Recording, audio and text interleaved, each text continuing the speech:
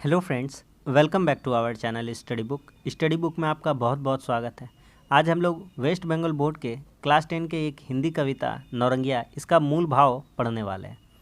बहुत ही important question है जो माध्यमिक परीक्षा 2017 के क्वेश्चन में भी आपका आया है।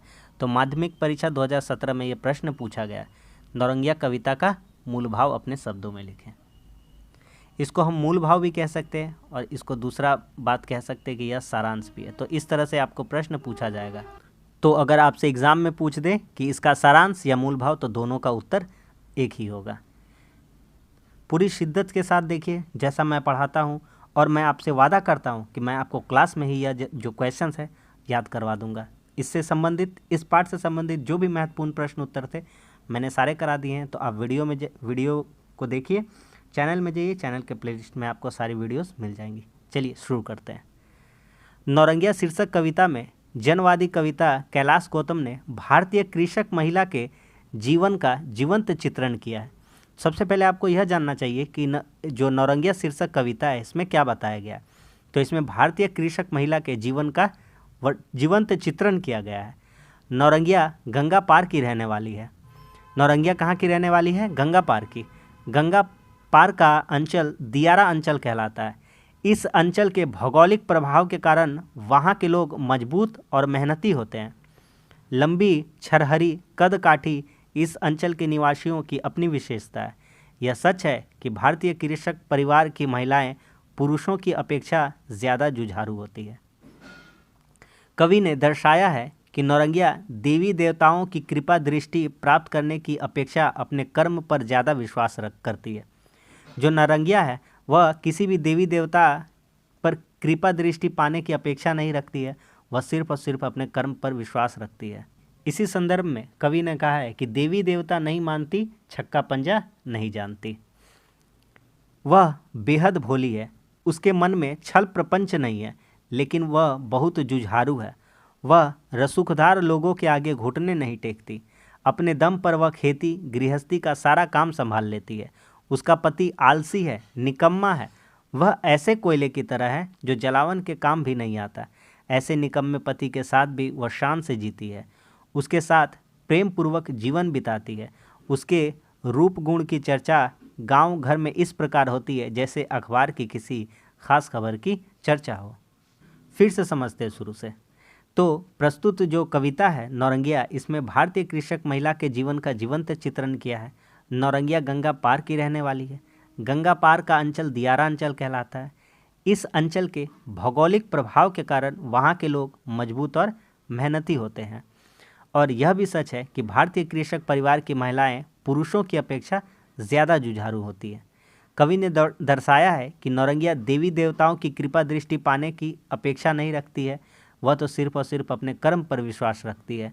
वह बेहद भोली है, उसके मन में किसी भी प्रकार का छल प्रपंच नहीं है। वह दूसरों को धोखा देना नहीं जानती है, लेकिन वह बहुत जुझारू है। अपने दम पर वह खेती करती है और गृहस्थी का सारा कार्य भी निपटा लेती है। उसका पति है जो आलसी है, निकम्मा है। वह ऐसे कोयले की तरह है जो किसी तरह के जलावन के कार्य भी नहीं आता है। लेकिन ऐसे निकम्मे पति के साथ भी वह शान से जीती है और उसके साथ प्रेम पूर्वक जीवन व्यतीत करती है।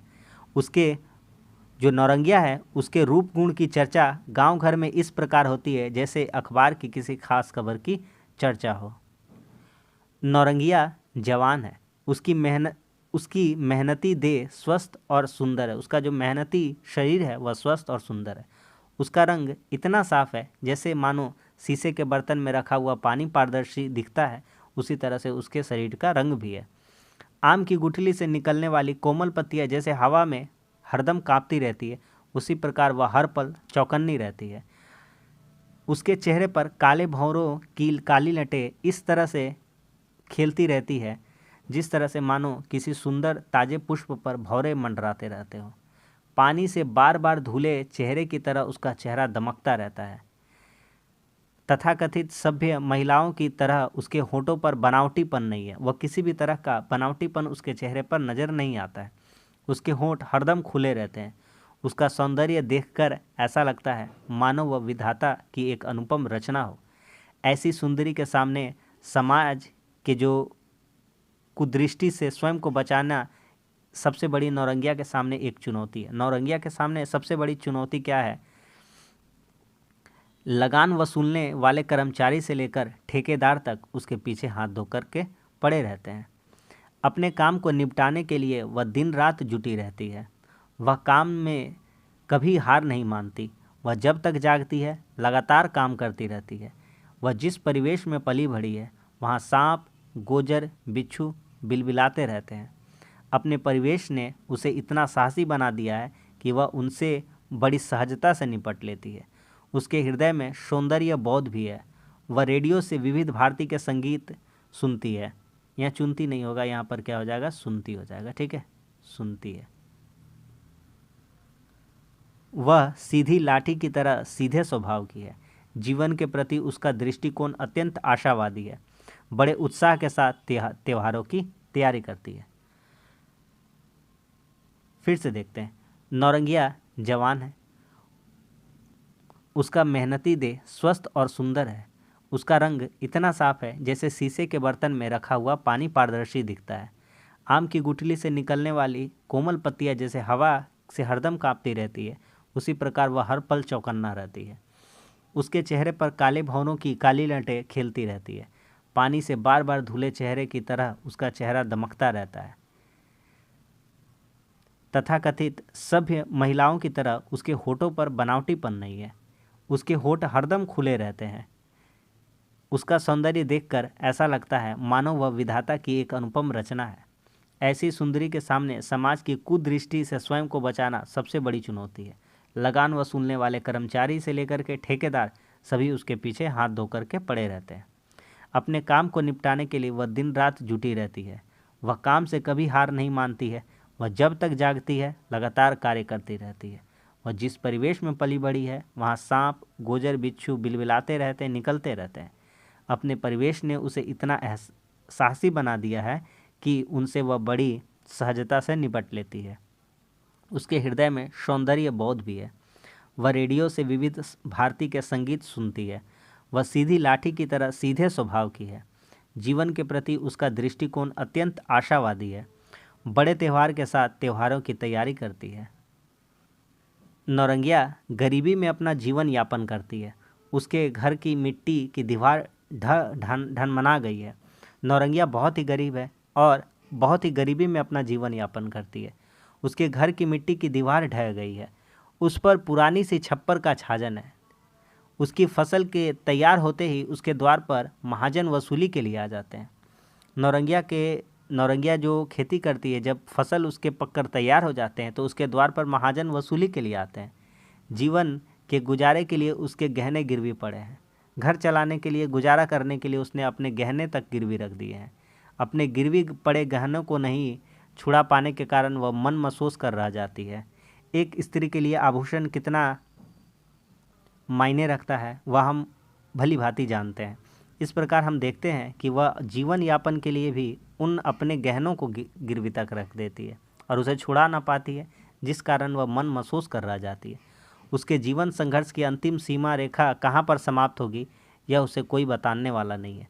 उसके सारे सपने साकार होने से पहले ही बिखर गए, लेकिन उसने कभी अपना मन मलिन नहीं होने दिया। प्रतिकूल परिस्थितियों में भी वह मुस्कुराती रहती है। उसके पैरों में किसी की दी हुई चप्पल है। उसने कर्ज उधार लेकर अपने देह पर नई साड़ी पहन रखी है। नौरंगिया के संघर्षपूर्ण जीवन के माध्यम से कवि ने भारतीय कृषक परिवार की महिला की करुण गाथा को अभिव्यक्ति दी है। अब चलिए इस कविता के सारांश को हम लोग फिर से एक बार आपको समझा देते हैं। नौरंगिया शीर्षक कविता में जनवादी कविता कैलाश गौतम ने भारतीय कृषक महिला के जीवन का जीवंत चित्रण किया है। नौरंगिया गंगा पार की रहने वाली है। गंगा पार का अंचल दियारा अंचल कहलाता है। उस अंचल के भौगोलिक प्रभाव के कारण वहाँ के लोग मजबूत और मेहनती होते हैं। यह सच है कि भारतीय कृषक परिवार की महिलाएं पुरुषों की अपेक्षा ज़्यादा जुझारू होती है। कवि ने दर्शाया है कि नौरंगिया देवी देवताओं की कृपा दृष्टि प्राप्त करने की अपेक्षा अपने कर्म पर ज़्यादा विश्वास रखती है। वह बेहद भोली है। उसके मन में किसी भी प्रकार का छल प्रपंच नहीं है, लेकिन वह बहुत जुझारू है। वह रसूखदार लोगों के आगे घुटने नहीं टेकती है। अपने दम पर वह खेती करती है और गृहस्थी का सारा कार्य संभाल लेती है। उसका पति आलसी है, निकम्मा है और ऐसे कोयले की तरह है जो जलावन तक के कार्य नहीं आता। फिर भी ऐसे निकम्मे पति के साथ भी वह शान से जीती है, उसके साथ प्रेम पूर्वक जीवन बिताती है। उसके रूप गुण की चर्चा गांव में इस प्रकार होती है जैसे मानो वह अखबार की किसी खास खबर की चर्चा जैसी हो। नौरंगिया जवान है, उसका मेहनती देह स्वस्थ और सुंदर है। उसका रंग इतना साफ है जैसे शीशे के बर्तन में रखा हुआ पानी पारदर्शी दिखता है। आम की गुठली से निकली कोमल पत्तियाँ जैसे हवा में हरदम कांपती रहती है, उसी प्रकार वह हर पल चौकन्नी रहती है। उसके चेहरे पर काले भंवरे की तरह काली लटें खेलती रहती है। पानी से बार बार धुले चेहरे की तरह उसका चेहरा दमकता रहता है। तथाकथित सभ्य महिलाओं की तरह उसके होठों पर बनावटीपन नहीं है, उसके होठ हरदम खुले रहते हैं। उसका सौंदर्य देखकर ऐसा लगता है मानो वह विधाता की अनुपम रचना हो। ऐसी सुंदरी के सामने समाज की कुदृष्टि से बचना ही सबसे बड़ी उसके सामने चुनौती है।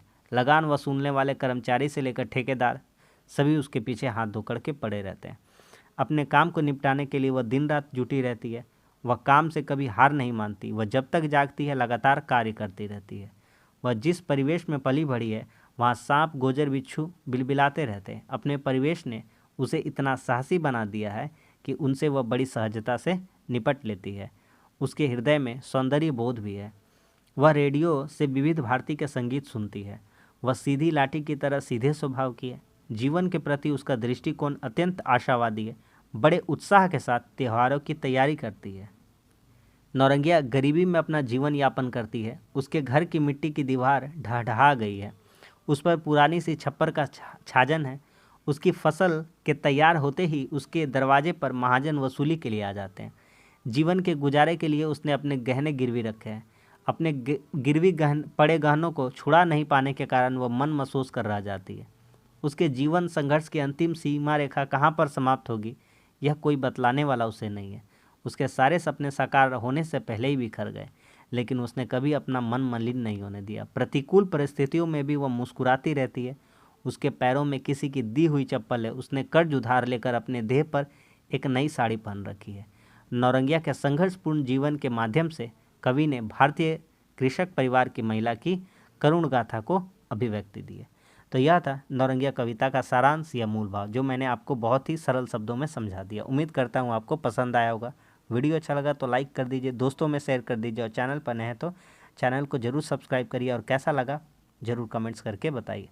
और भी जो संबंधित इससे क्लासेस है मैं अपलोड कर दूंगा। हिंदी, मैथ्स, इंग्लिश सारा मैं पढ़ाता हूँ, तो चैनल में जाइए, प्लेलिस्ट में सर्च करिए, क्लासेस में बहुत सारे क्लासेस आपको मिल जाएंगे। चलिए मिलते हैं अब अगले क्लास में, तब तक के लिए धन्यवाद। जय हिंद।